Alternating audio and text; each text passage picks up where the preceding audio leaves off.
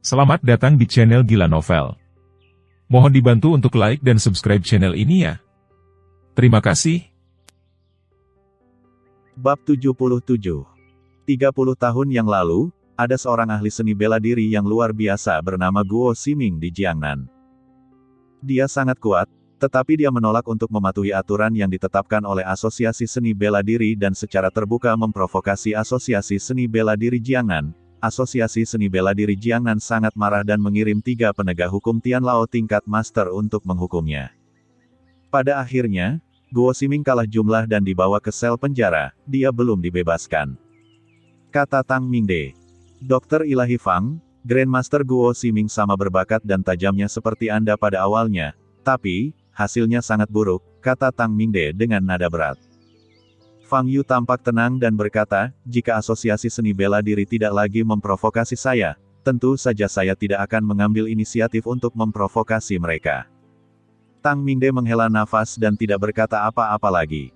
Li Zhengrong sedang duduk di sofa di kantor, dengan seorang pria botak duduk di seberangnya. Pria botak, kenapa kamu datang kepadaku? Li Zhengrong berkata dengan wajah jelek. Dalam 2 hari terakhir, dia sibuk menangani penyelidikan polisi dan sangat khawatir.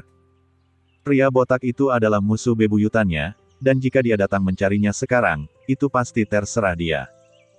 Kudengar Bos Li sedang mengalami masa sulit akhir-akhir ini, jadi kenapa aku tidak datang menemuimu? Kamu setia sekali, kata pria botak itu sambil tersenyum. Wajah Li Zhengrong pucat dan dia berkata dengan marah, jika kamu sangat membosankan, cepat pergi. Aku tidak punya waktu untuk membuang waktu bersamamu. Pria botak itu menyeringai dan tersenyum lebih lebar. Namun tak lama kemudian, dia berhenti tersenyum, mengeluarkan beberapa foto dari sakunya, melemparkannya ke atas meja, dan berkata, Bos Li, akhir-akhir ini kamu terlalu marah. Minumlah lebih banyak teh herbal untuk mengurangi panasnya. Li Zhengrong mengerutkan kening, mengambil foto-foto di atas meja, dan melihatnya satu persatu, wajahnya menjadi semakin suram. Dalam foto tersebut, itu adalah adegan percakapan Li Xiaomo dan Fang Yu. Li Xiaomo sebenarnya meminta pertemuan dengan Fang Yu sialan itu. Li Zhengrong berkata dengan sungguh-sungguh. Lebih dari sekadar pertemuan. Menurut intelijen yang dikumpulkan oleh staf saya, Li Xiaomo seharusnya mencapai tingkat kerja sama tertentu dengan Fang Yu. Tebak siapa yang akan mereka hadapi ketika mereka bekerja sama. Kepala botak dia berkata sambil bermain dengan korek api di tangannya. Li Zhengrong kaget. Masyarakat Qingyan, tempat Li Xiaomo bekerja, adalah kekuatan bawah tanah utama di kota Jianghai. Li Zhengrong dan kepala botak adalah 2 kekuatan besar lainnya. Ketiga kekuatan utama tersebut tidak sejalan dan saling memeriksa dan menyeimbangkan, menjaga hubungan segitiga yang stabil tanpa konflik besar. Namun kini, klub Qingyan justru meminta Fang Yu untuk bekerja sama. Dan Fang Yu telah menjadi duri di pihak Li Zhengrong akhir-akhir ini. Sudah jelas siapa yang akan dihadapi klub Qingyan. Li Xiaomo, perempuan jalang ini. Ketiga keluarga kita baru saja menandatangani perjanjian damai setengah tahun yang lalu, dan sekarang dia benar-benar ingin menyentuhku. Sialan. Pasti karena aku menderita sedikit kerugian akhir-akhir ini, Li Zhengrong melempar foto di samping, dia mengumpat dengan marah. Bos Li, jangan terlalu marah. Bagaimanapun, cepat atau lambat akan ada pemenang di antara ketiga keluarga kita. Karena Li Xiaomo merobek perjanjian damai terlebih dahulu, kita secara alami dapat mengambil tindakan, guang kepala itu berkata sambil tersenyum di wajahnya. Kita. Apa maksudmu? Li Zhengrong menatap kepala botak itu. Tentu saja ini kerja sama. Karena Li Xiaomo melompat lebih dulu, mari kita bekerja sama untuk membunuh Li Xiaomo dan masyarakat Qingyan terlebih dahulu. Fang Yu itu sekarang menjadi faktor yang tidak stabil di bawah tanah kota Jianghai kita, dan dia pasti akan melakukannya. Dia harus dilenyapkan. Pria botak itu berkata dengan mata tegas. Ekspresi Li Zhengrong berubah dan dia berkata, tapi, bisa saja kamu yang bekerja sama dengan Li Xiaomo untuk menanganiku dulu. Karena Li Xiaomo bekerja sama dengan Fang Yu, dia pasti tidak akan bekerja sama denganku. Niatnya jelas, untuk menyingkirkanmu terlebih dahulu dan kemudian berurusan denganku. Dia merasa kita tidak cocok dan tidak akan pernah mau bekerja sama. Jadi, Kali ini kita akan membunuhnya secara mengejutkan. Kata kepala botak sambil tersenyum. Li Zhengrong merenung sejenak, tapi wajahnya masih jelek. Karena kekuatan Fang Yu jauh melebihi ekspektasinya. Dia mengirimkan 10 pria bersenjata dan 10 senapan, semuanya tidak pernah kembali. Sejujurnya, dia sudah memiliki sedikit bayangan psikologis pada Fang Yu. Tapi kepala botak benar, dia tidak punya jalan keluar sekarang. Jika Li Xiaomo bekerja sama dengan Fang Yu, sasaran tembak akan diarahkan kepadanya terlebih dahulu. Bagaimana kita akan menghadapi Fang Yu itu? Dia, kata Li Zhengrong. Aku telah menemukan seseorang yang bisa menghadapinya. Malam ini, aku akan mengajakmu menemui orang itu. Kepala botak itu menyeringai. Di mana orang itu? Li Zhengrong bertanya. Aula kompetisi seni bela diri bawah tanah, jawab kepala botak.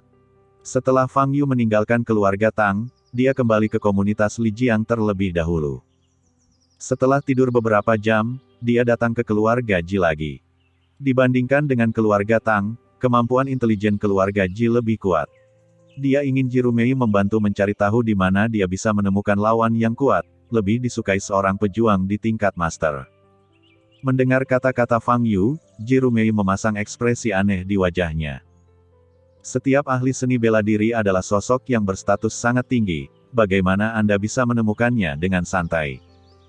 Yang terbaik adalah berada di tempat di mana setelah aku melawannya, bahkan jika aku melumpuhkan kultivasinya, tidak ada yang akan menggangguku, tambah Fang Yu.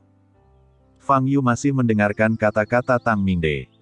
Namun, apa yang ia takuti bukanlah balas dendam dari asosiasi seni bela diri, melainkan masalah yang tak berkesudahan. Tempat seperti ini, bukankah ini aula kompetisi seni bela diri bawah tanah? Ji Rumei sedikit mengernyit dan berkata, tapi aku tidak tahu banyak tentang tempat semacam ini. Aku punya teman yang bisa mengantarmu ke sana. Baik, jawab Fang Yu. Ji Rumei segera memberitahu temannya untuk datang, itu adalah seorang wanita. Fang Yu melihat bahwa Li Xiaomo lah yang dia temui saat lari pagi tadi. Ketika Li Xiaomo melihat Fang Yu, matanya yang indah penuh dengan keterkejutan, tetapi segera berubah menjadi kegembiraan. Kesempatan yang luar biasa. Xiaomo, Tuan Fang ini adalah temanku. Dia ingin kamu membawanya ke aula kompetisi seni bela diri bawah tanah, kata Ji Rumei. Li Xiaomo memandang Fang Yu, mengangguk, dan berkata, saya sangat bersedia melayani Tuan Fang. Fang Yu sedikit mengernyit, selalu merasa bahwa Li Xiaomo ini akan menimbulkan masalah baginya. Namun pada akhirnya, dia masuk ke mobil Li Xiaomo dan berangkat ke ruang kompetisi bawah tanah. Tuan Fang, saya tidak menyangka Anda mengenal saudari Ji. Jika saya mengetahui hal ini, saya tidak perlu menunggu Anda di jalan pagi ini, kata Li Xiaomo. Fang Yu memandang Li Xiaomo dan berkata, saya baru saja meminta Anda untuk membawa saya ke aula kompetisi seni bela diri bawah tanah. Saya tidak punya niat untuk bekerja sama dengan Anda. Saya mengerti, Tuan Fang, Anda sudah menolak saya sekali pagi ini, mengapa repot-repot menyebutkannya lagi, kata Li Xiaomo dengan ekspresi sedih. Fang Yu berhenti bicara dan menutup matanya untuk beristirahat. Sekitar 40 menit kemudian, mobil berhenti dan melihat bangunan pabrik bobrok di depannya. Daerah sekitarnya sangat kosong, dan sepertinya berada di pinggiran kota Jianghai. Banyak mobil yang diparkir di ruang terbuka depan pabrik, termasuk banyak jenis mobil mewah. Tuan Fang, ikut saya masuk, kata Li Xiaomo kepada Fang Yu sambil tersenyum. Setelah itu, Fang Yu dan Li Xiaomo berjalan bersama ke pintu pabrik. Setelah masuk, ia mendengar suara keras. Meski dari luar terlihat seperti pabrik, namun bagian dalamnya telah diubah menjadi ruang kompetisi pencaksilat. Ada platform kompetisi seluas sekitar 30 meter persegi di tengahnya. Di sekitar panggung kompetisi terdapat banyak meja, dan juga terdapat ruangan-ruangan privat yang dibangun di atasnya, penataannya terlihat seperti sebuah bar. Pada saat ini, ada dua pria kuat bertelanjang dada di panggung kompetisi yang bertarung sengit, dengan suara dentuman dan pukulan yang mengenai daging. Setiap pukulan keras akan menimbulkan sorak-sorai di sekitar ring kompetisi.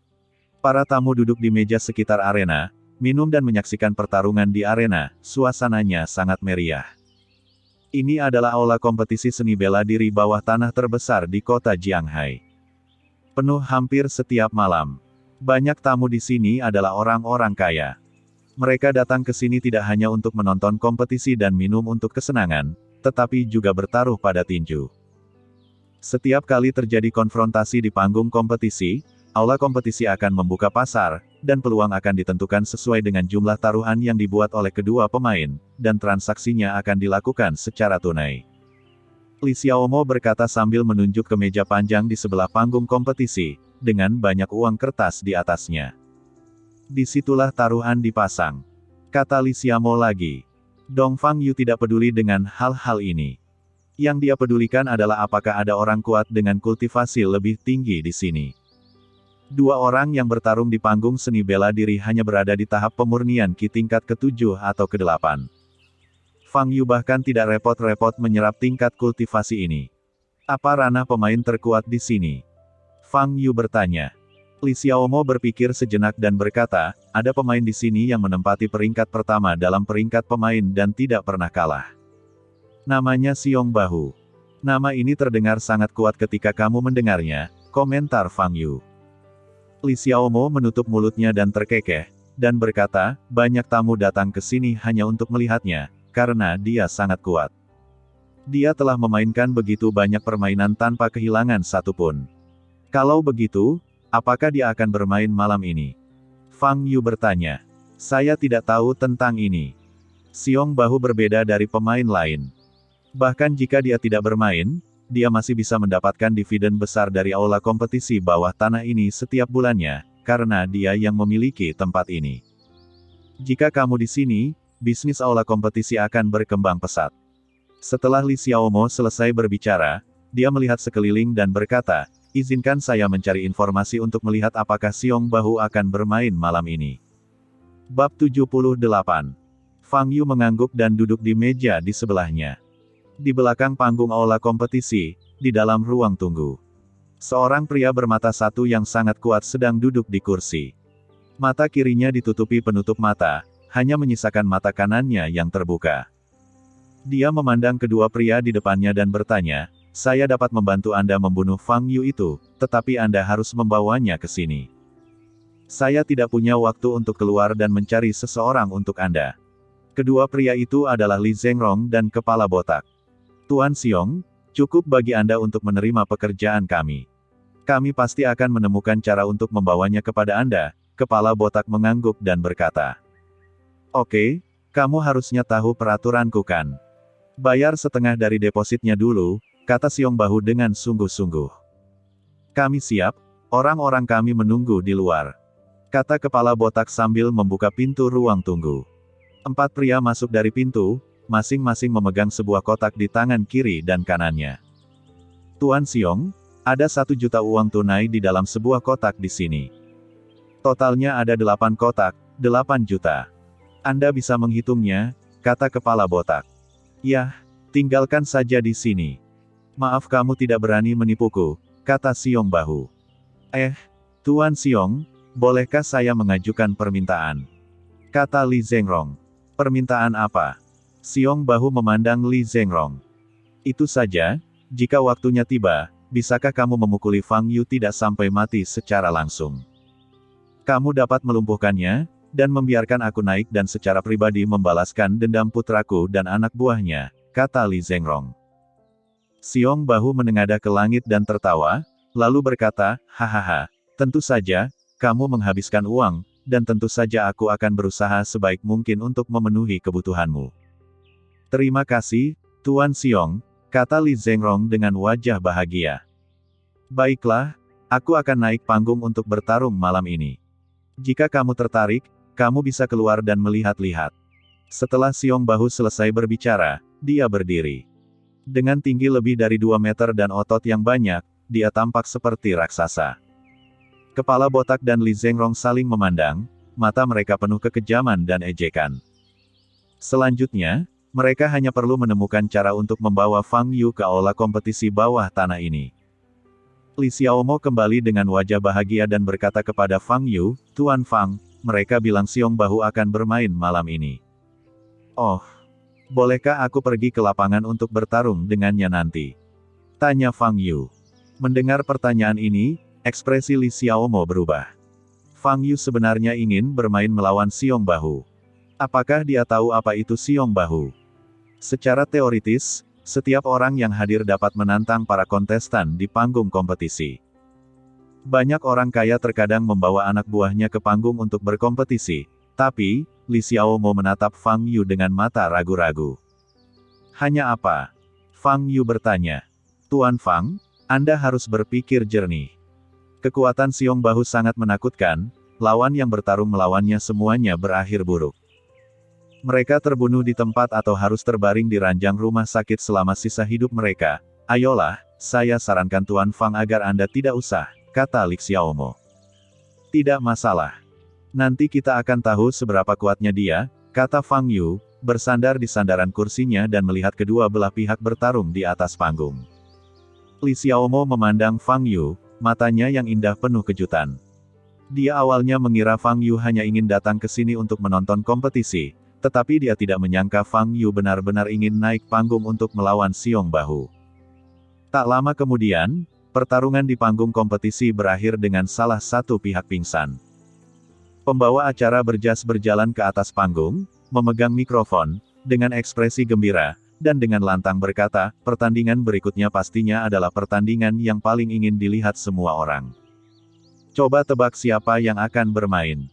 Xiong Bahu. Ada sambutan hangat dari penonton, dan banyak tamu yang langsung berdiri.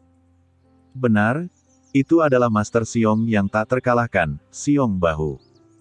Para pemain yang menghadapinya malam ini bukanlah orang biasa. Mereka adalah pemain yang sama yang tidak pernah kalah dalam 3 bulan terakhir. Penguasa tinju, Lei Chong. Pembawa acara dikatakan. Mendengar kata-kata ini, Fang Yu memasang ekspresi aneh di wajahnya. Para pemain ini tidak terlalu kuat, tapi julukan mereka lebih galak dari yang terakhir. Semua orang pasti sudah lama menantikan pertarungan ini, jadi sekarang, mari nikmati. Para tamu yang ingin memasang taruhan dapat melakukannya sesegera mungkin. Dalam 10 menit, pertarungan akan resmi dimulai. Kata pembawa acara. Setelah mengatakan itu, dia keluar dari panggung kompetisi. Sekelompok tamu bergegas ke meja panjang di sebelah arena dan berlari untuk memasang taruhan mereka. Tuan Fang, apakah Anda ingin bertaruh? Li Xiaomo bertanya. Tidak ada uang, jawab Fang Yu. Tuan Fang, Anda benar-benar pandai bercanda, Li Xiaomo terkekeh. 10 menit kemudian, semua tamu yang hadir telah selesai memasang taruhan mereka, dan peluangnya mencapai 100 berbanding 17. Seorang pria parubaya bertelanjang dada berdiri di panggung kompetisi, dan penonton langsung mendengar sorakan sorak-sorai. Sekarang di atas panggung adalah Master of Fish, Lei Chong. Dalam 3 bulan terakhir, dia telah bertarung sebanyak 38 kali tanpa kalah satu pertandingan pun. Dia sangat kuat. Pembawa acara memperkenalkan dari samping. 10 detik kemudian, sesosok tubuh besar keluar dari belakang panggung, dan ledakan sorak-sorai yang sangat hangat tiba-tiba terdengar dari penonton. Xiong Bahu, Xiong Bahu, Xiong Bahu. Semua orang di sekitar berdiri dan memandang Xiong Bahu yang berjalan ke panggung kompetisi dengan mata menyala-nyala. Tuan Xiong, saya yakin semua orang mengenalnya. Setelah dia datang ke aula kompetisi seni bela diri kami, dia memainkan 272 pertandingan dalam 2,5 tahun tanpa kalah satu pun. Malam ini, kedua lawan sama-sama sedang dalam rentetan kemenangan. Menurutmu siapa yang akan mengakhiri rentetan kemenangan tersebut? Teriak sang tuan rumah. Lei Chong. Teriak penonton serempak. Bagi mereka, Xiong Bahu adalah makhluk yang tak terkalahkan dan tidak akan pernah kalah. Meskipun Lei Chong telah mendapatkan momentumnya akhir-akhir ini, hal ini tidak menghalanginya. Pertandingan resmi dimulai. Teriak pembawa acara. Fang Yu memandang Xiong Bahu di atas panggung dan sedikit mengernyit. Orang ini hanya berada di tingkat ke-12 dari tahap pemurnian Qi, jadi dia terlihat sedikit lebih kuat. Sekalipun dia menyerap budidayanya, manfaatnya tidak akan tinggi. Fang Yu datang ke sini secara khusus tetapi tidak melihat satu pun prajurit tingkat master. Fang Yu mau tidak mau merasa sedikit kecewa. Li Xiaomo terkejut saat melihat ekspresi Fang Yu. Mungkinkah Fang Yu bahkan tidak menyukai Xiong Bahu? Ini adalah pemain yang tak terkalahkan di aula kompetisi bawah tanah. Tuan Fang, pihak mana yang Anda sukai dalam pertarungan di atas panggung ini? Li Xiaomo bertanya. Fang Yu melirik Li Xiaomo dan berkata, Xiong Bahu akan menang, dan dia akan menang dengan mudah. Tuan Fang, jangan meremehkan Lei Chong. Sebelum Li Xiaomo selesai berbicara, ada sorak-sorai di sekeliling. Di panggung kompetisi, Xiong Bahu meninju wajah Lei Chong, dan Lei Chong langsung terbang keluar. Lei Chong segera bangkit dari tanah, mulutnya penuh darah. Dia bergegas menuju sisi Xiong Bahu, mencoba menggunakan kecepatannya untuk menyerang sisi lemah Xiong Bahu secara diam-diam. Lei Chong dengan cepat datang ke sisi kiri Xiong Bahu dan meninju dengan cepat, mengarah langsung ke punggung bawah Xiong Bahu. Xiong Bahu bereaksi sangat cepat dan sama sekali tidak terlihat seperti raksasa setinggi 2 meter. Dia meninju dada Lei Chong. Retakan. Dada Lei Chong tampak penyok. Tulang dadanya hancur berkeping-keping oleh pukulan Xiong Bahu. Ada lagi tepuk tangan dan sorakan hangat. Lei Chong jatuh ke tanah, tidak bisa bergerak lagi, dan darah terus mengalir dari mulutnya. Pembawa acara mengambil mikrofon dan berteriak, 2 pukulan. Master Xiong mengalahkan Lei Chong dengan 2 pukulan. Tampaknya gelar Master of Fist telah berpindah tangan. Xiong Bahu memandang ke arah penonton dan meraung ke langit. Penonton merespons dengan tepuk tangan meriah dan sorak-sorai. Tuan Xiong benar-benar kuat. Anda menemukan orang yang tepat. Li Zhengrong memandang pria botak itu ke samping dan berkata, tentu saja, kalau tidak kita tidak perlu memberinya uang sebanyak itu. Bukankah karena dia cukup kuat? Kata si kepala botak sambil tersenyum. Saat ini, Li Zhengrong melirik ke samping dengan santai dan ekspresinya berubah. Bukankah orang itu adalah Fang Yu dan Li Xiaomo? Kenapa mereka di sini? Setelah kejutan singkat, senyuman ganas muncul di wajah Li Zhengrong. Ada apa? Kepala botak bertanya pada Li Zhengrong. Li Zhengrong menunjuk ke lokasi Fang Yu dan tidak bisa menahan tawa, hahaha, bagus, kami sangat beruntung, Fang Yu dan Li Xiaomo benar-benar datang ke rumah kita. Ketika pria botak itu melihat Fang Yu dan Li Xiaomo tidak jauh dari situ, dia juga mulai tertawa. Ayo naik ke panggung dan katakan sesuatu kepada Master Xiong. Kemudian, Li Zhengrong dan kepala botak berjalan ke panggung kompetisi. Di bawah panggung, ketika mereka melihat Li Zhengrong dan Li Xiaomo yang botak berjalan ke panggung kompetisi, ekspresi mereka berubah. Mengapa 2 orang ini ada di sini? Apa yang mereka katakan kepada Xiong Bahu ketika mereka naik panggung? Pikiran Li Xiaomo bingung, tetapi dia melihat Li Zhengrong dan kepala botak menunjuk lokasinya dengan jari mereka. Segera, Xiong Bahu juga menoleh. Apakah itu pemuda yang duduk di sana? Xiong Bahu bertanya di panggung kompetisi, sedikit mengernyit sambil menatap Fang Yu. Ya, itu dia. Li Zhengrong mengangguk dengan tatapan tegas di matanya. Xiong Bahu berdiri, berjalan ke tali samping panggung kompetisi, mengulurkan jarinya, menunjuk ke arah Fang Yu, dan berkata, kamu, ayo ke atas panggung. Melihat pemandangan ini, semua orang di sekitar mereka tercengang, tidak tahu apa yang terjadi. Mengapa Xiong Bahu tiba-tiba menyebutkan nama penonton di atas panggung? Dan kalau dilihat dari ekspresinya, dia terlihat sangat serius. Fang Yu memandang Xiong Bahu, lalu kedua orang di belakangnya. Siapakah 2 orang di belakang Xiong Bahu itu? Fang Yu bertanya pada Li Xiaomo. Yang satu adalah Li Zhengrong dan yang lainnya botak. Mereka adalah bos dari 2 pasukan bawah tanah lainnya di kota Jianghai, kata Li Xiaomo. Li Zhengrong. Meskipun Fang Yu sudah bertarung 2 kali dengan orang-orang yang dikirim oleh Li Zhengrong, ini adalah pertama kalinya dia melihat Li Zhengrong. Li Zhengrong muncul di sini, Xiong Bahu berinisiatif mencariku. Fang Yu sedikit mengernyit dan menatap Li Xiaomo, matanya sedikit bergerak. Li Xiaomo sepertinya menyadari pikiran Fang Yu dan berkata dengan penuh semangat, Tuan Fang, saya tidak tahu bahwa saya akan bertemu Li Zhengrong dan kepala botak di sini. Nak, aku akan membiarkanmu naik panggung.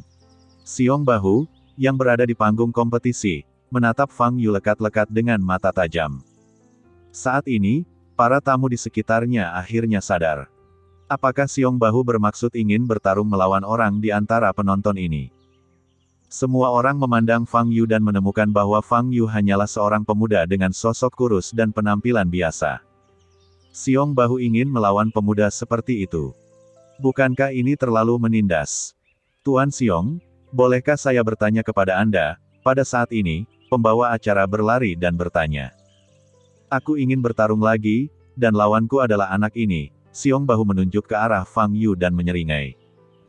Pembawa acara memandang Fang Yu, wajahnya sedikit berubah, dan berkata, Tuan Xiong, situasi ini memerlukan persetujuan dari tamu ini. Tidak perlu.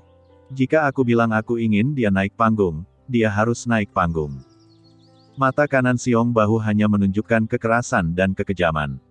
Wajah pembawa acara berubah dan dia tidak berani berbicara lagi. Melihat ekspresi Xiong Bahu, para tamu di sekitarnya merasa ketakutan. Orang biasa akan sangat ketakutan hingga kaki mereka menjadi lemah dan kehilangan kendali atas urinnya jika Xiong Bahu menunjukkan dan menamainya seperti ini. Semua orang memandang Fang Yu, bertanya-tanya bagaimana reaksinya.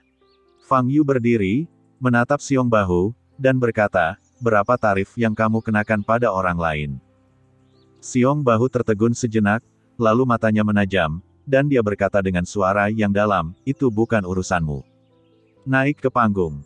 Li Xiaomo, yang wajahnya pucat, mendekati Fang Yu dan berbisik, Tuan Fang, saya akan memberitahu orang-orang saya untuk datang sekarang. Kita akan mencari kesempatan untuk melarikan diri. Pertama-tama Anda harus mencari cara untuk menunda. Nak, kamu berbisik di depanku, apa menurutmu aku tuli? Xiong Bahu memandang Li Xiaomo, terkekeh, dan berkata, kamu juga salah satu targetku malam ini. Tunggu sampai aku selesai menyelesaikannya. Jadi, jangan pernah berpikir untuk melarikan diri. Melihat tatapan jahat di mata Xiong Bahu, wajah Li Xiaomo menjadi pucat. Dia melakukan kesalahan malam ini. Dia benar-benar tidak menyangka akan bertemu Li Zhengrong dan kepala botak di sini, juga tidak menyangka Xiong Bahu akan disuap oleh kedua orang itu. Situasinya kritis sekarang. Dia tidak memiliki laki-laki di sekitarnya, hanya seorang sopir yang menunggunya di luar. Aula kompetisi bawah tanah ini bisa dikatakan sebagai wilayah kekuasaan Xiong Bahu. Selama Xiong Bahu memberi perintah, tidak ada yang bisa keluar dengan mudah. Tepat ketika Li Xiaomo terlihat jelek dan sedang memikirkan tindakan balasan. Seruan seru tiba-tiba muncul di sekitar mereka. Li Xiaomo mengangkat kepalanya dan menemukan bahwa Fang Yu sudah berjalan ke panggung kompetisi. Sial, siapa anak ini? Dia benar-benar berani naik panggung. Dengan tubuhnya yang kecil, menurutku dia akan ditampar sampai mati oleh Xiong Bahu, kan? Ini, aku bahkan tidak ingin melihatnya. Aku merasa otaknya akan pingsan. Orang-orang di aula seni bela diri bawah tanah tampak kaget dan banyak bicara. Li Zhengrong dan kepala botak, yang sudah turun dari panggung, memandang Fang Yu yang berdiri di panggung kompetisi dengan ekspresi lucu. Bos Li, anak ini tampaknya tidak memiliki iki apapun. Dia akan naik ke panggung segera setelah Xiong Bahu memintanya. Jika itu aku harus menemukan cara untuk melarikan diri, kata pria botak itu dengan senyuman sinis. Li Zhengrong menggelengkan kepalanya dan berkata, masalah umum di kalangan anak muda adalah kesombongan. Dia mungkin berpikir dia bisa mengalahkan Tuan Xiong. Pembawa acara di samping memandang Fang Yu dengan ekspresi terkejut di wajahnya dan bertanya, Tuan, apakah Anda yakin ingin? Umumkan saja dimulainya permainan, jangan banyak bicara. Xiong Bahu memelototi tuan rumah, menakuti tuan rumah hingga dia menggigil. Pembawa acara tidak berani bertanya lagi, mengambil mikrofon dan berteriak, duel berikutnya akan terjadi antara Master Xiong dan seorang pemuda tak dikenal. Saya umumkan bahwa kompetisi telah dimulai. Usai berteriak, pembawa acara lari dari panggung kompetisi. Penonton di sekitarnya tertegun sejenak, lalu bersorak. Meski mereka tidak tahu kenapa Xiong Bahu tiba-tiba meminta seorang pemuda dari penonton untuk naik ke panggung, bagi mereka, menonton satu kali lagi pertandingan Xiong Bahu adalah sebuah keuntungan. Seperti biasa, Xiong Bahu dapat memainkan paling banyak satu pertandingan dalam semalam, dan kemudian dia harus menunggu beberapa hari sebelum naik panggung lagi. Meski lawan Xiong Bahu terlihat sangat lemah kali ini, kebanyakan orang tidak peduli. Dalam 2 tahun terakhir ini, Xiong Bahu hampir selalu menang dengan mudah melawan lawan manapun. Bisa dibilang semua orang suka menonton pertandingan Xiong Bahu karena mereka menyukai perasaan Xiong Bahu menghancurkan lawannya sesuka hati. Tuan Xiong, beri pelajaran pada pemuda ini. Biarkan dia tidak berani naik ke panggung lagi dengan mudah di masa depan. Masa depan. Melawan Tuan Xiong, di manakah masa depan? Orang-orang yang hadir berteriak. Di panggung kompetisi, Xiong Bahu memandang Fang Yu dengan tatapan lucu. Di matanya, Fang Yu hanyalah anak kecil yang rentan. Wah, kalau kamu mau menyalahkannya, itu salahmu sendiri, kata Xiong Bahu. Namun sebelum dia selesai berbicara, Fang Yu berjalan ke arahnya. Hahaha, ini pertama kalinya aku melihat seseorang yang ingin mati lebih awal, jadi aku akan membantumu. Kata Xiong Bahu, matanya langsung menjadi galak, dan dia mengambil langkah besar ke depan. Otot-otot di tubuhnya tegang dan pembuluh darahnya menyembul. Dia mengangkat tinjunya dan meninju wajah Fang Yu. Kekuatan pukulan ini secara visual menakjubkan. Terlebih lagi, tinju Xiong Bahu hampir sama besarnya dengan wajah Fang Yu. Ada seruan seru di sekitar.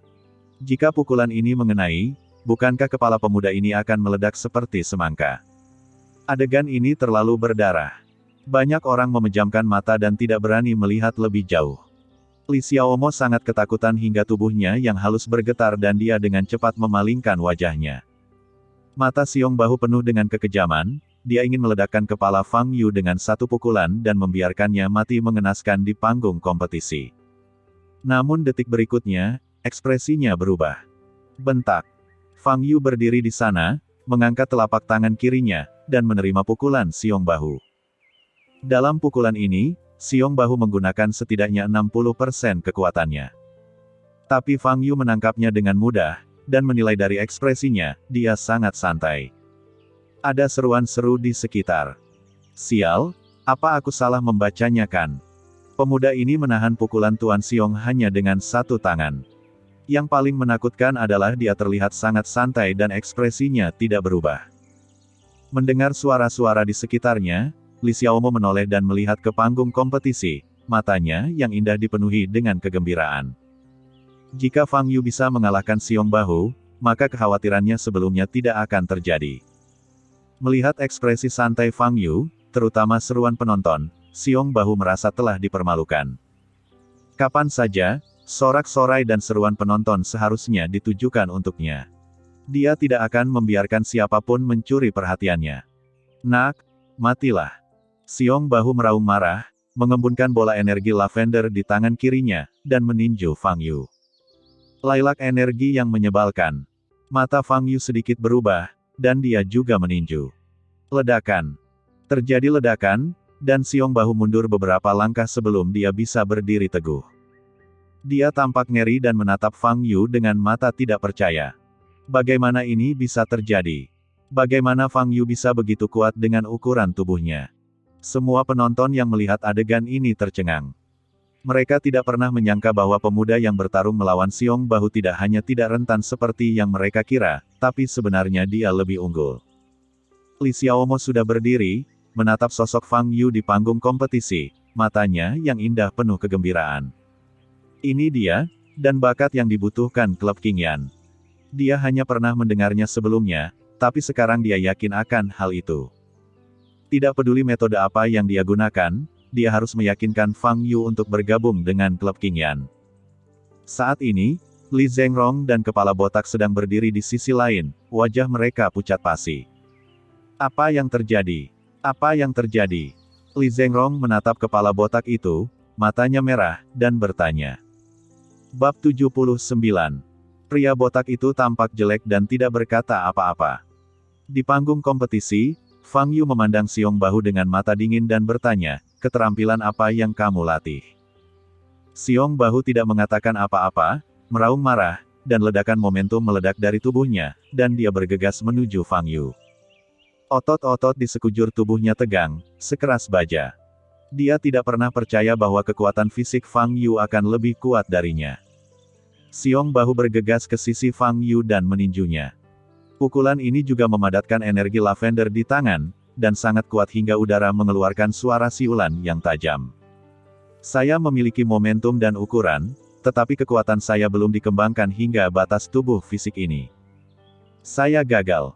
Fang Yu tampak acuh tak acuh dan mendorong ke depan dengan telapak tangannya. Telapak tangan ini terlihat ringan dan tidak memiliki kekuatan. Namun di sini, di siung bahu, rasanya seperti sebuah gunung besar meluncur ke arahnya. Ini pelepasan energi sejati. Dia adalah seorang Grandmaster. Ekspresi siung bahu berubah drastis dan dia ingin menarik tinjunya dan mundur. Tapi dia terlalu besar untuk menghindari kekuatan telapak tangan. Ledakan. Dengan suara yang keras, siung bahu menyemburkan seteguk darah, dan tubuh besarnya terbang kembali seperti layang-layang yang talinya putus, membentur tali samping panggung kompetisi dengan keras. Tali samping yang berisi inti baja langsung putus. Penonton yang duduk di antara penonton berseru lagi dan buru-buru lari ke samping. Bentak. Siung bahu terjatuh ke atas meja, menghancurkan meja kaca hingga berkeping-keping.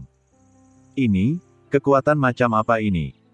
Melihat siung bahu terbaring di tanah, semua orang melihat ke arah Fang Yu yang tanpa ekspresi di panggung kompetisi, mata mereka melebar dan hampir keluar dari mata mereka.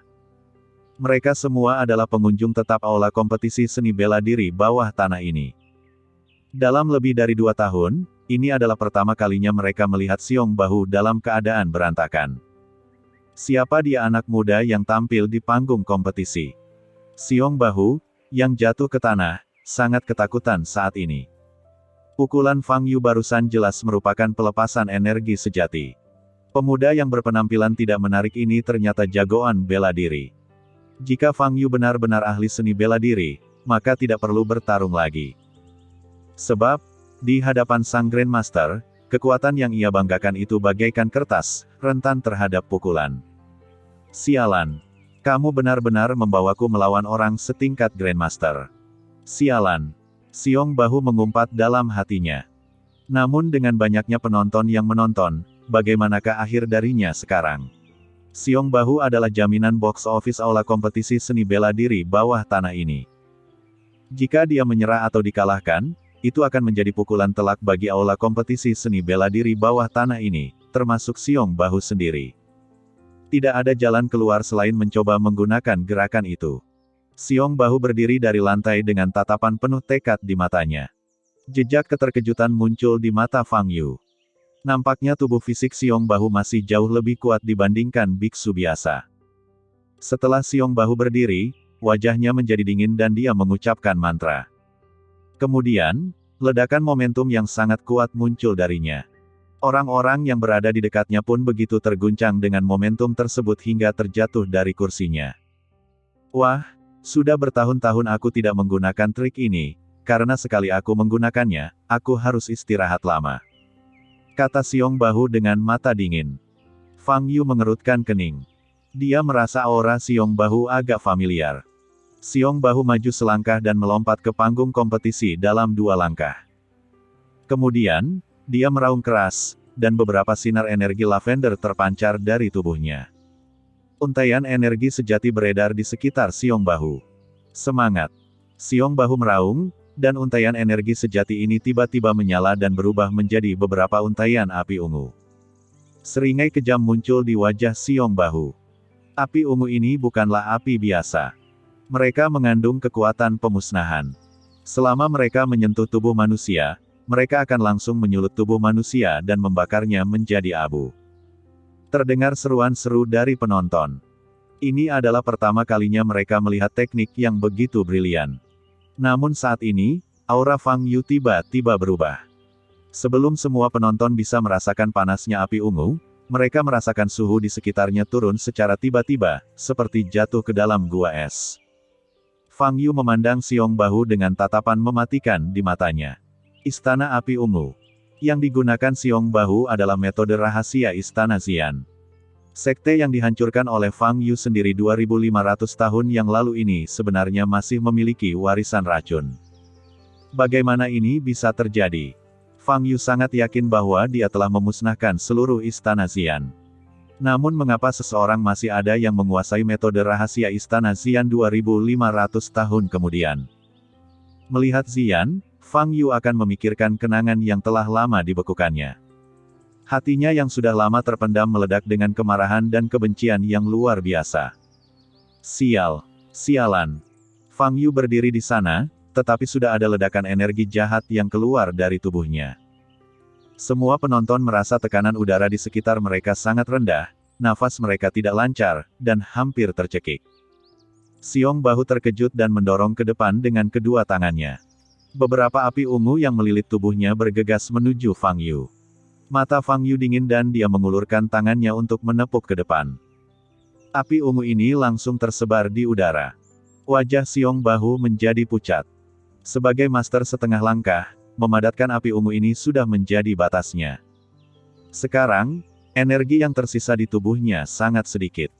Dan aura jahat serta perasaan menindas di tubuh Fang Yu hampir membuatnya mati lemas. Melarikan diri. Aku harus melarikan diri. Xiong Bahu tidak lagi peduli dengan martabat dan uang. Sekarang dia hanya ingin bertahan hidup. Tapi Xiong Bahu mengerahkan sedikit tenaga dan menyadari bahwa dia tidak bisa bergerak sama sekali.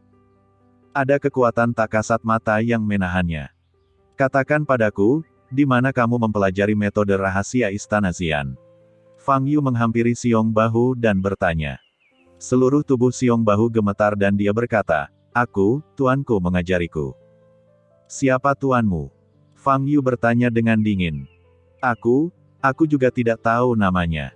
Aku bertemu dengannya ketika aku masih sangat muda dan berlatih bersamanya selama 8 tahun, lalu dia pergi. Aku tidak melihatnya lagi sejak itu. Xiong Bahu saat dia berbicara, kakinya melunak dan dia berlutut. Tuan, saya terlalu buta untuk mengenali Gunung Taisan. Tolong biarkan saya pergi. Xiong Bahu berlutut di tanah dan bersujud kepada Fang Yu, lalu mengangkat kepalanya dan menunjuk ke bagian bawah panggung kompetisi. Pada saat ini, wajahnya tanpa ekspresi. Li Zhengrong, yang berkulit merah dan botak, berkata, mereka memberi saya sejumlah besar uang untuk berurusan dengan Anda, saya benar-benar tidak bermaksud menyinggung perasaan Anda. Fang Yu memandang Li Zhengrong dan kepala botak. Li Zhengrong dan kepala botak gemetar saat mereka bersentuhan dengan mata Fang Yu yang sangat dingin. Li Zhengrong langsung roboh ke tanah, kepalanya yang botak masih berdiri, namun celananya sudah basah kuyup.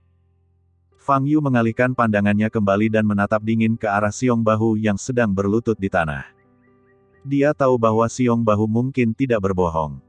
Namun, baginya, orang yang menguasai metode rahasia Istana Xian harus mati. Saat Xiong Bahu bersujud, dia mengangkat matanya dan melihat Fang Yu tampak terganggu.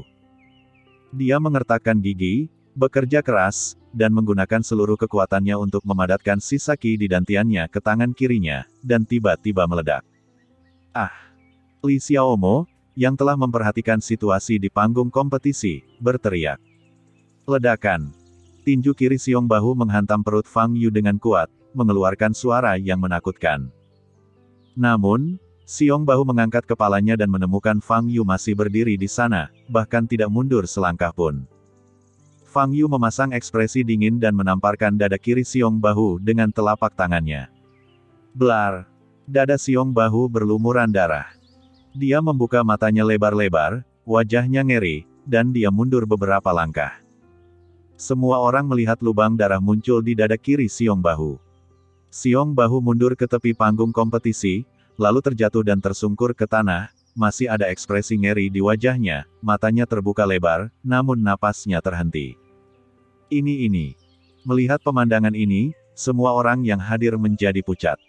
Xiong Bahu, yang mendominasi aula kompetisi seni bela diri bawah tanah selama beberapa tahun, telah mati. Terjadi keheningan yang mematikan. Tidak ada yang bicara, tidak ada yang berani bicara. Pemuda di panggung kompetisi mengakhiri hidup Xiong Bahu dengan meremehkan. Li Zhengrong dan kepala botak di antara penonton merasa jiwa mereka terbang ke segala arah, dan keberanian mereka ketakutan. Fang Yu sama sekali bukan manusia. Dia adalah iblis. Dia adalah iblis yang tidak boleh dikacaukan. Li Xiaomo juga melihat sosok Fang Yu, matanya yang indah berbinar karena kegembiraan. Pembawa acara memandang Fang Yu di atas panggung, tangannya yang memegang mikrofon gemetar, dan dia tidak dapat berbicara sama sekali. Mata Fang Yu dingin, dan aura jahat di tubuhnya masih belum mereda. Sejak dia melihat metode rahasia Istana Xian, keadaan pikirannya yang tenang dan seperti batu menjadi kacau. Dia sekarang penuh amarah, dan bahkan membunuh Xiong Bahu tidak menghilangkannya. Fang Yu memandang Li Zhengrong dan kepala botak di antara penonton lalu menghampiri. Melihat Fang Yu datang, Li Zhengrong dan kepala botak gemetar hebat. Kaki pria botak itu lemah dan tidak mampu menopangnya, dan dia terjatuh ke tanah. Apakah kedua orang itu Li Zhengrong dan kepala botak? Saat ini, seseorang mengenali kedua orang ini. Begitu dia mengucapkan kata-kata ini, ekspresi semua orang di sekitarnya berubah. Li Zhengrong dan kepala botak adalah dua bos bawah tanah terkenal di kota Jianghai. Siapa yang berani memprovokasi mereka berdua di hari kerja? Namun kini keduanya ambruk ke tanah, terutama Li Zhengrong dengan air mata berlinang. Bagaimana mungkin ia masih memiliki perasaan menjadi bos besar? Tuan Fang, tolong selamatkan hidupku. Aku tertarik padamu oleh Li Zhengrong dan itulah mengapa aku berurusan denganmu. Kata kepala botak itu dengan gemetar. Bab 80. Kepala botak awalnya membawa beberapa pria bersamanya. Tapi setelah melihat kekuatan Fang Yu, bagaimana mungkin bawahan itu masih berani melangkah maju? Pria botak itu masih memohon ampun, tapi Fang Yu tiba-tiba mengangkat kakinya dan menendang dagunya. Ledakan. Pria botak itu menjerit, terbang keluar, jatuh ke tanah, mulutnya penuh darah, dan pingsan.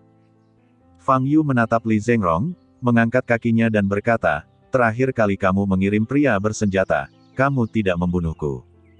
Sekarang, giliranku untuk membunuhmu. Li Zhengrong membuka matanya lebar-lebar, penuh ketakutan. Fang Yu menendang. Retakan. Terdengar suara patah tulang yang mengerikan, dan Li Zhengrong memuntahkan seteguk darah dan benar-benar kehilangan gerakannya. Li Zhengrong, salah satu pasukan bawah tanah paling kuat di kota Jianghai, mati. Di aula kompetisi, suasana masih sangat sepi. Semua orang memandang Fang Yu dengan wajah pucat dan hanya ketakutan di mata mereka. Pemuda ini sungguh mengerikan. Fang Yu meninggalkan aula kompetisi bawah tanah di bawah pengawasan semua orang. Daripada masuk ke mobil Li Xiaomo, dia memilih berjalan kaki pulang. Dia perlu memikirkan sesuatu. Dahulu kala, sekte milik Fang Yu disebut Sekte Tiandao. Fang Yu dibawa ke sekte tersebut oleh gurunya pada usia 15 tahun, dan dia tidak pernah meninggalkan Sekte Tiandao sejak saat itu. Sekte Tiandao bukanlah sekte yang sangat besar, dengan hanya sekitar 500 murid di seluruh sekte. Tuan Fang Yu adalah kepala Sekte Tiandao. 1000 tahun setelah Fang Yu memulai jalur kultivasi, gurunya berhasil mengatasi kesengsaraan dan naik menuju keabadian. Sebelum tuannya pergi, dia menyerahkan posisi kepala kepada kakak laki-laki Fang Yu, Lin Daochen. 1000 atau 200 tahun kemudian, Lin Daochen juga berhasil selamat dari kesengsaraan. Sebelum pergi, Lin Daochen menyerahkan posisi kepala sekte kepada Fang Yu dan menyuruh Fang Yu untuk menjaga 500 murid sekte tersebut dengan baik. Fang Yu tidak ingin menjadi pemimpin, tetapi dia sudah menjadi orang paling senior di Sekte Tiandao saat itu. Hampir 100 tahun telah berlalu. Suatu tahun, sesuatu terjadi. Sekelompok murid perempuan dari Sekte Tiandao yang baru saja memasuki sekte tersebut kurang dari 5 tahun yang lalu dan berusia sekitar 15 tahun bertemu dengan murid-murid dari Istana Xian ketika mereka pergi keluar untuk pelatihan. Hampir semua murid perempuan dan tetua yang memimpin mereka dibunuh. Mayat mereka dibuang ke hutan belantara dan dibakar menjadi abu oleh murid Istana Xian dengan menggunakan metode rahasia.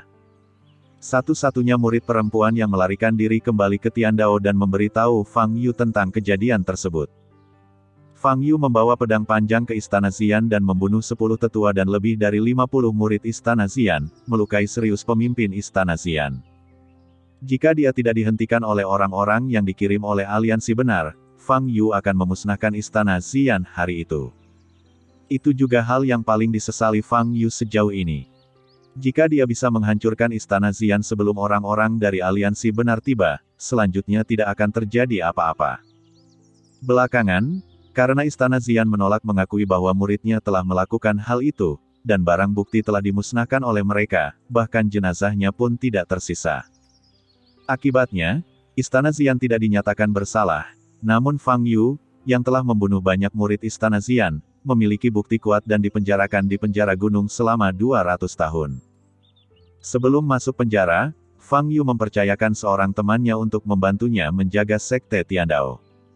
Temannya ini adalah wanita yang mirip dengan Ji Rumei. Dalam 200 tahun terakhir, telah terjadi perang sekte di luar.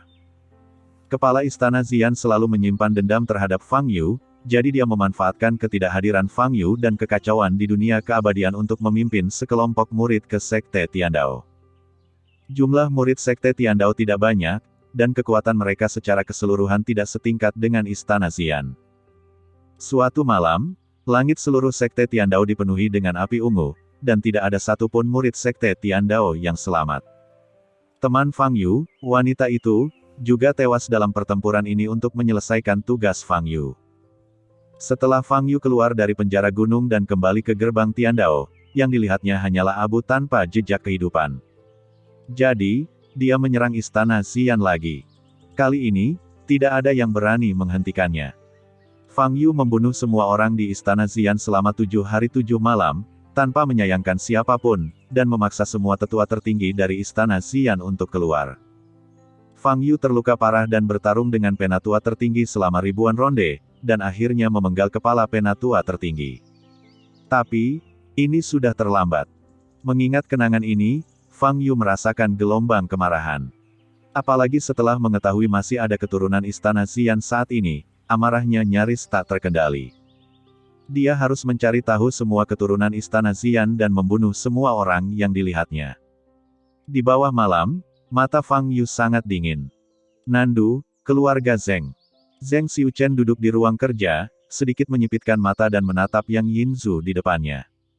Wajah Yang Yinzu sedikit kuyu, rongga matanya sedikit merah dan bengkak. Namun sebelum bertemu Zheng Xiuchen, dia secara khusus merias wajahnya. Sehingga wajahnya tetap terlihat menawan dan tanpa cacat. Nona Yang Yinzu, saya merasa sangat menyesal atas apa yang terjadi pada kakak laki-laki Anda. Tetapi Anda ingin saya membantu Anda menangani Fang Yu. Dengan segala hormat, berurusan dengan Fang Yu tidak banyak manfaatnya bagi saya.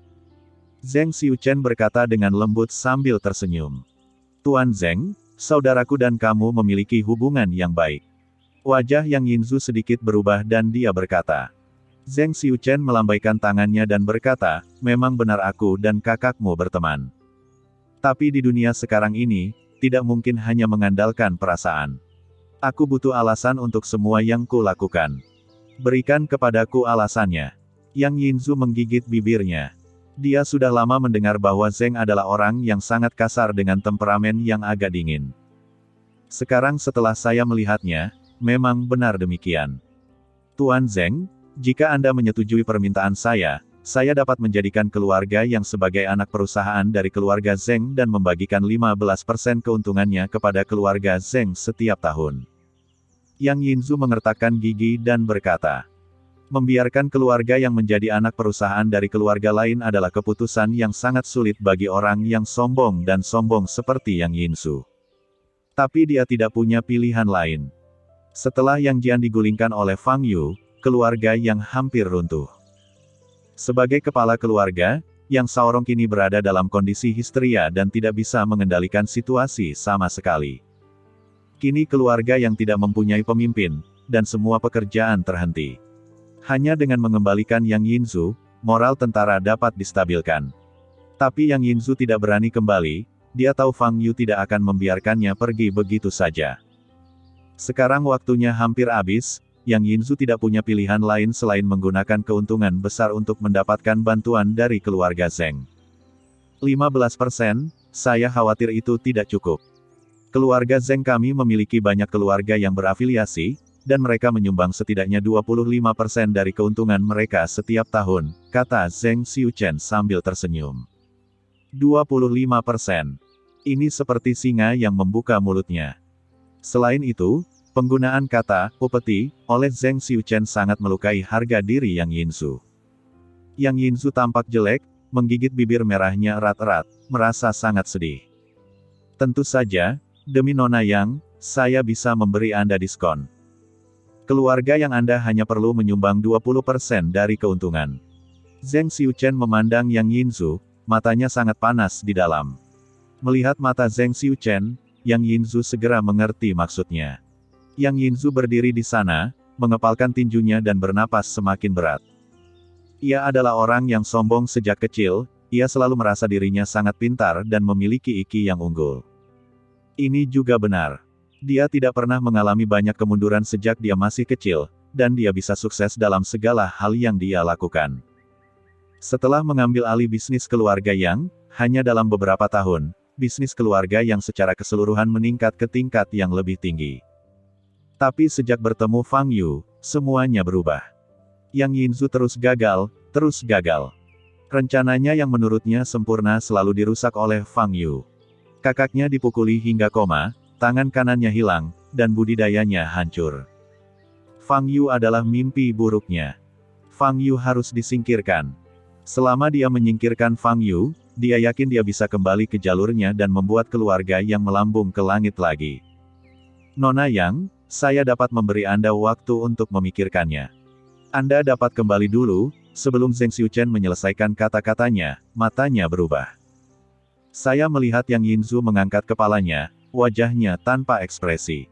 Dia meletakkan tangannya di kancing blusnya, mulai membuka kancingnya, dan perlahan berjalan menuju Zheng Xiuchen. Ketika Yang Yinzu menghampiri Zheng Xiuchen, dia sudah telanjang. Zheng Xiuchen memandang Yang Yinzu di depannya, mengangkat sudut mulutnya dengan senyuman jahat, dan mengulurkan tangannya untuk memeluk Yang Yinzu. Rumah Sakit Pusat Jianghai, Unit Perawatan Intensif. Yang Jian masih terbaring di ranjang rumah sakit, dalam keadaan koma. Laporan pemeriksaan menunjukkan bahwa Yang Jian menderita luka serius di banyak bagian tubuhnya karena kehilangan banyak darah. Kemungkinan besar dia tidak akan pernah bangun lagi dan berada dalam kondisi mati otak, yang biasa disebut dengan kondisi vegetatif.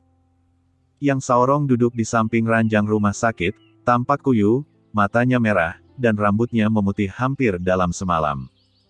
Ia hanya mempunyai 2 anak laki-laki, namun kini kedua putranya telah menjadi vegetatif. Yang Saorong menjambak rambutnya, seluruh tubuhnya dalam keadaan gila. Hatinya benar-benar hancur, dan dia bahkan tidak ingin hidup lagi. Duk duk duk. Saat ini, ada ketukan di pintu bangsal. Yang Saorong mengangkat kepalanya dan berkata dengan suara serak, "Masuk." Pintu dibuka, dan seorang pria jangkung, sangat kuat mengenakan jubah militer hitam masuk. Dia berjalan langsung ke ranjang rumah sakit dan mengulurkan tangan untuk meraih lengan kiri Yang Jian. "Siapa kamu? Apa yang ingin kamu lakukan?" Ekspresi Yang Saorong berubah dan dia bertanya. Pria itu mengabaikan Yang Saorong dan meraih lengan Yang Jian, cahaya keemasan menyilaukan bersinar di tangannya. Setelah beberapa saat, dia melepaskan tangan Yang Jian, menatap Yang Saorong, matanya dingin, dan berkata, "Saya akan membalas dendam Yang Jian."